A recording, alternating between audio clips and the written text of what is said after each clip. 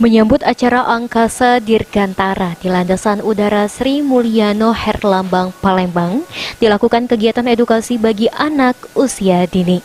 Bentuk edukasi yang diberikan oleh pihak TNI AU di Lanut Palembang memperkenalkan dunia dirgantara kepada anak usia dini, baik itu pengenalan jenis pesawat dan juga profesi sebagai pilot pesawat. Kepala Sekolah Angkasa Lanut Sri Mulyano Herlambang, Palembang, Sundari mengatakan, ini merupakan kegiatan tahunan yang dilakukan oleh TNI AU dalam rangka mengedukasi anak usia dini tentang dunia dirgantara.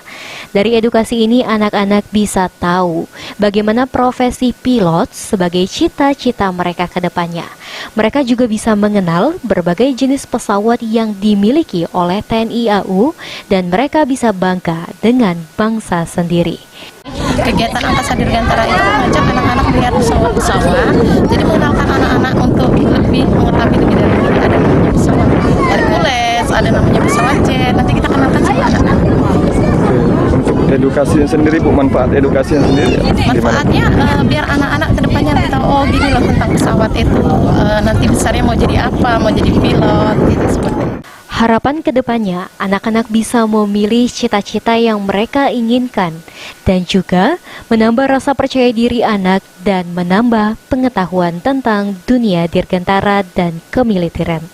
Mardiansyah, PAU TV.